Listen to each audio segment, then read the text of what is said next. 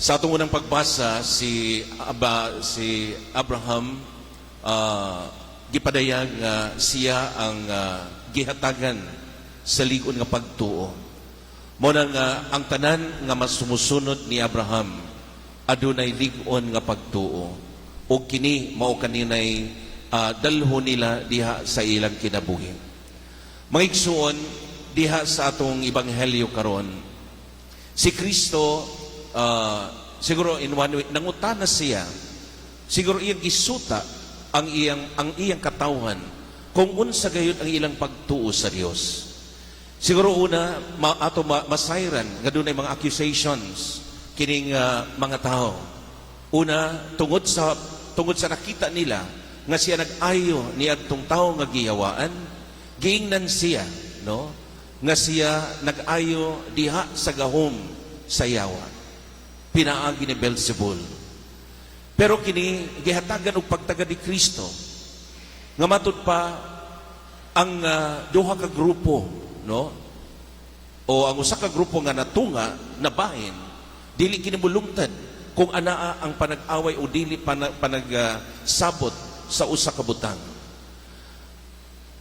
Ikaduha, tungod kay gusto nila nga si Kristo mabitik pinaagi sa ilang kagustuhan. Na diha mismo, bisan pa sa daghan nilang kasinatian kang Kristo, sa ilang nakita sa mga milagro, gusto nila nga diha mismo si Kristo mohimo og milagro aron pag ila nga siya gikan sa Dios o siya gipadala sa Dios. Mga igsoon, kining bahina nagpahinumdum usab kanato sa atong adlaw-adlaw nga kinabuhi diha sa atong pagtuo pagsalig sa Dios. Yes, usahay mo abot ang panahon. Usahay mo abot ang kahigayunan nga ang atong pagduha-duha, ang atong pagtuo mo hinay, ang atong pagtuo mag-out tungod sa mga pagsulay o tungod sa mga kalisdanan nga atong giagian.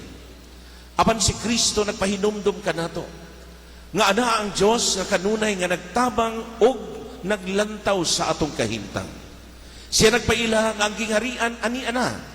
Tungod kay kung inyong masinati, ana ay daghang mga maayong butang nga miabot sa inyong kinabuhi. O kini pinaagi sa gahom sa Dios nga kamo nakaangkon ni ining mga kaayuhan. Mga igsuon, siguro una sa tanan, gipahinumduman gayud kita diha sa pagsalig kaniya. Trust in God. Tungod kay kining pagsalig kaniya, magdala kanato kanunay bisan sa lisod nga mga kasinatian diha sa kanunay nga pagsalig o pag-ila nato sa Dios. Dinining santos nga Eucharistia, nasayod ako nga dala nato ang atong kasing-kasing nga puno sa pagsalig sa Dios.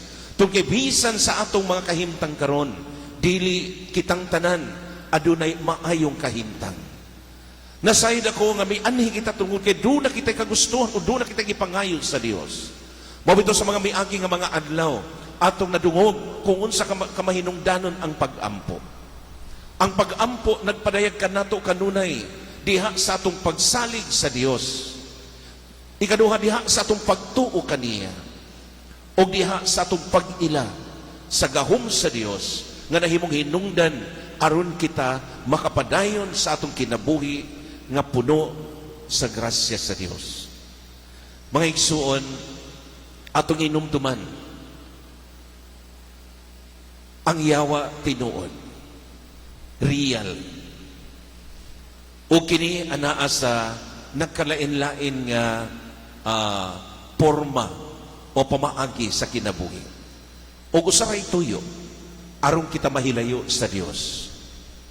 Maura na iyang kagustuhan. Nga matud pa bisan ang yawa kanunay nga nagsuroy-suroy. Usaray ang hinungdan, nangita siya kung kinsay iyang madala palayo sa Dios. O dili kini usa ka istorya lamang. Kay bisan ang matag usa kanato makasinati niini. Mao na kung dili kita magbantay, kung dili kita mosalig sa Dios, kung dili kita maglig-on sa atong pagtuo, dali kita madala ngadto sa temptasyon sa kinabuhi. Sa katapusan, si Kristo nagtudlo kanato kung unsay angay natong buhaton. Kung natsayta nga ang dautan anaa lang sa atong palibot, walay lain nga atong una-unaon. Kung unsaon nato pagbutang ang atong kaugalingon nga kanunay anaa kaniya.